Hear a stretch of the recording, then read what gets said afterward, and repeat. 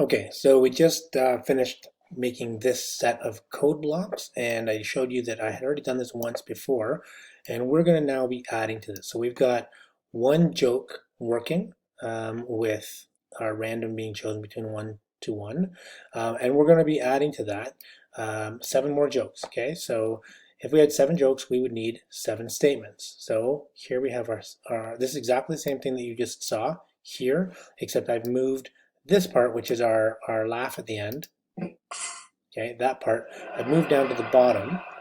Okay, that now happens at the very bottom of our code, way down here, because our if statement has to take into account the fact that there could be potentially seven different jokes to choose from. Okay, so now we have this set to joke number 1 to 7. If joke number is 1, tell this joke with this answer. If joke number is 2, tell this joke with this answer. 3, this and this, and you get the idea. 4, 5, 6, 7, and if I wanted to, I could add one more joke in here, the one that I put about crossing the road to get to the other tide. Okay, all right, so that's that. And when we look at this, it's very long. There is a lot of code here. Now, why does it matter? Well, one, it means you've got to go and make all of that code. And two, you need to be able to debug something, and that's a word that's important. It means to basically find anything that's wrong if something's not working. And if you have this much code to go through, there are a lot of places for errors to hide, okay? Or you could have put something in the wrong order, you've maybe spelled something wrong. There's lots of ways to make a mistake, okay? So what we're gonna do is we're gonna learn how a function can make that easier. So here we've got, I'm gonna zoom in a bit here. Can the repeated parts be simplified? Because obviously a lot of this is repeating stuff, right? This if statement is just repeated 7 times, so can we make it simpler? Well, yes, we can, okay? We're going to define something called a function. Now, function is essentially a set of instructions. We use functions all the time in computer science, and we use something similar in real life. We just don't call it a function, but we have a set of instructions that we use all the time. So as a teacher, if a student walks in late to class, then I run the function, why are you late? And I look at the kid and I stop what I'm doing and I make everyone in class stop and I go, why are you late? And the kid says, I was at my locker, or I was talking to the principal, or I was, at Tim Hortons. Whatever the reason is, they go through their little spiel and then I decide whether or not that's a good enough reason, and I send them either to the office or to their seat, right? And that set of instructions is called why are you late? We have instructions that we use for all different sorts of things, like getting on a bus.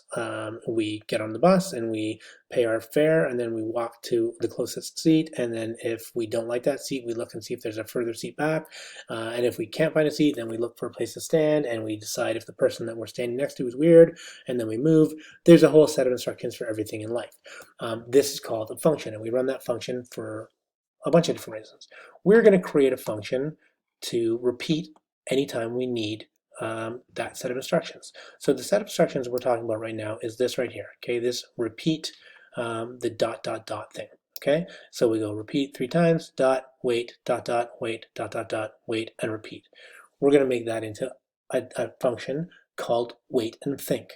Okay, so what I do is I take that little code right here, and at the bottom of our blocks here, I go to my blocks and I say make a block.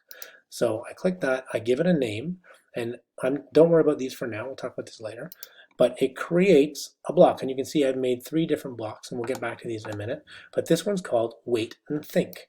So it says, okay, well, what is that? What is wait and think? And you'll get this. Well, I say wait and think is defined as these instructions.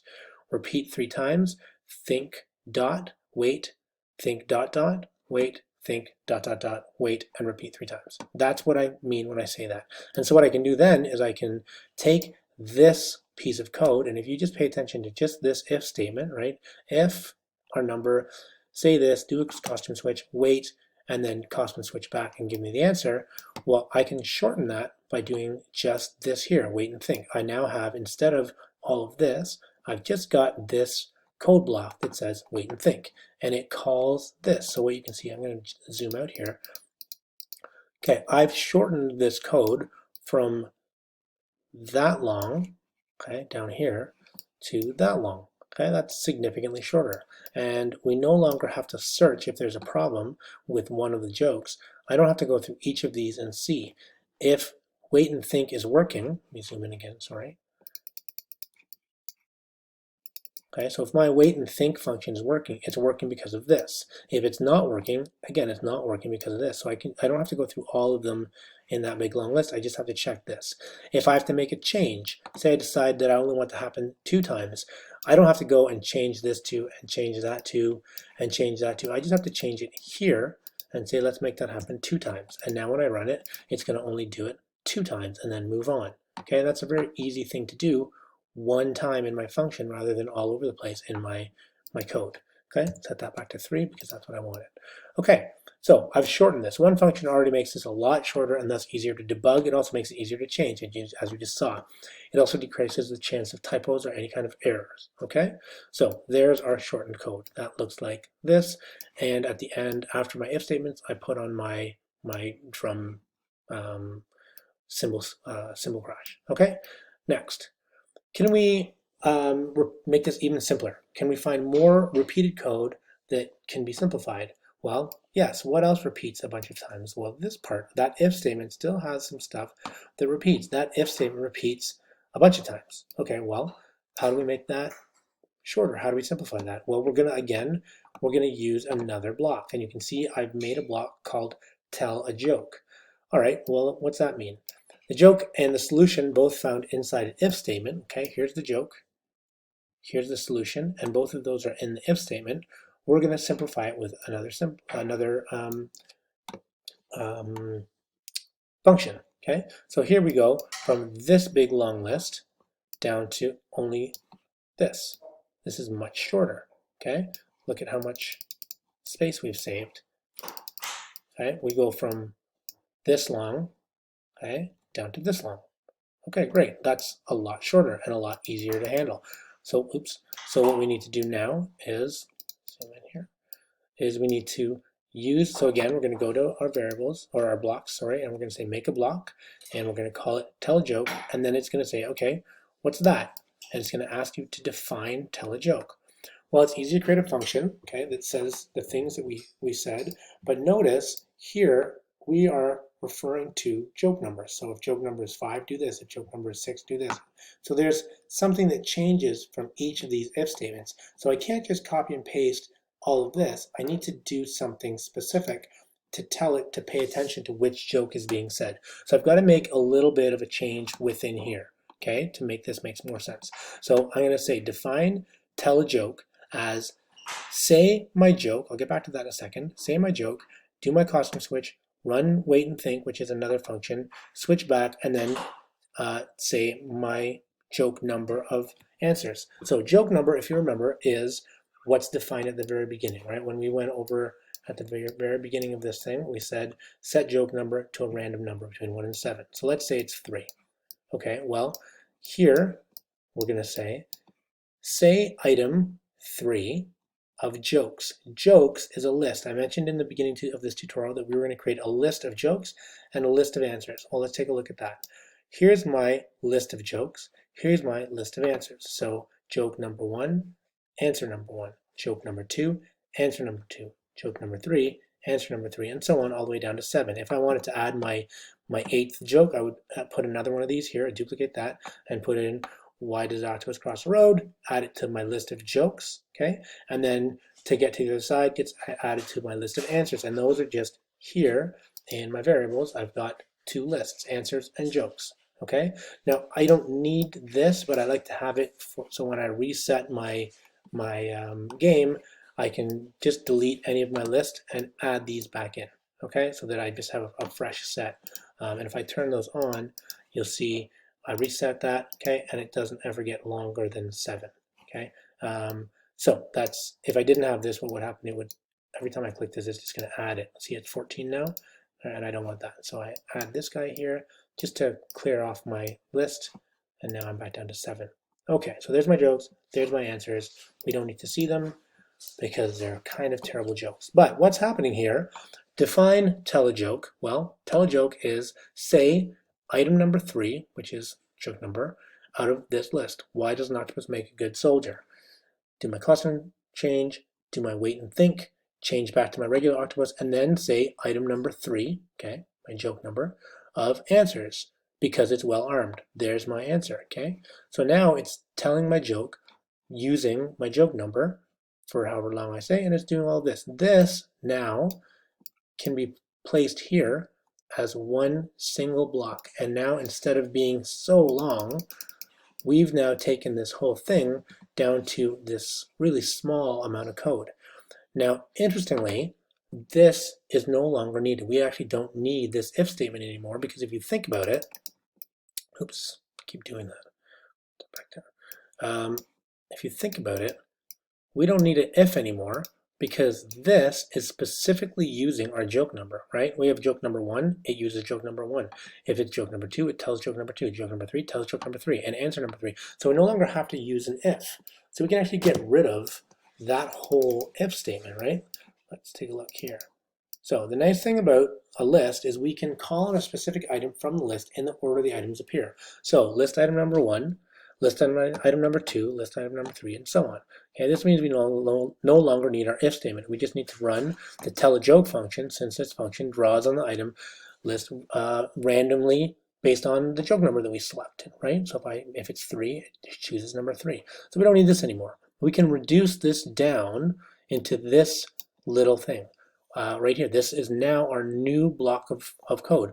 When this sprite is clicked, set joke number randomly from 1 to 7, then tell a joke, which is this piece of code here, okay? Tell a joke, and then do this thing here, which is another function I created, because I want to get in the habit of using functions whenever I have a set of instructions. So that's that. So now I can just go, when the sprite is clicked, randomly set my number, tell a joke, and then run my code. And what I'm going to show you here, so based on all of this, I'm going to zoom out and show you how much code we started with to make this work. Okay, that's this here. Okay, we're looking here. All of this code, which is quite a lot and a lot to focus on. This is the same thing with functions. Okay, we've got when our sprite is clicked, this is what I just showed you. Okay, set my joke number to a random number, tell a joke, and run function and here is my list of jokes. Here is my list of answers. This is defining wait and think. This is defining tell a joke, and this is defining okay, this is it. That's all we need. Now, I've also added in this little addition, because if we do need to make a change, that last joke, the one about the pirates, is only in there because when I saw this costume, I said, okay, I got to make a joke about pirates because that's pretty funny. So what I'm going to do is I'm going to take this if statement and I'm going to stick it over here. I'm going to go where I've got my wait and think and then my switch costume. I'm actually going to go here. If joke number is 7, then tell the answer with the octopus D, which is I didn't change the names in these costumes, but this is the pirate. Otherwise, just use the regular octopus and then finish off our joke. So if I set this to 7, let's make that 7, and then let's run this here. Okay, 7, what do you call octopus with 3 octopuses with patches and peg legs? We do our wait, wait, wait. And then it's going to switch, because of this if statement, to the pirate costume before it does everything else. And that only happens in the case of number 7. So that's it. Okay, take a look at what we did here. Go through this tutorial. There's a lot here, but basically you're just creating a list. Now, you don't need to make this tutorial. You need to make your own tutorial. It has to include all of the following things. It has to have variables. It has to have lists. It has to have some kind of movement. It has to have functions that you create, like my blocks. It has to have an if statement. It has to have repeat loops. Now, it can be anything. Off the top of my head, maybe you want to have 2 sprites who greet each other by saying hello from a list of different greetings. So hello, good day, how are you, what's happening, what's up, whatever. And there's a list of greetings that get chosen, and then the other character has to choose from maybe the remaining choices. Anyways, I don't know. You can make it anything you want. Don't overreach. Don't do too much, but give it a shot and see what you come up with. Be creative. Look at all the past tutorials and see how you can do. Good luck.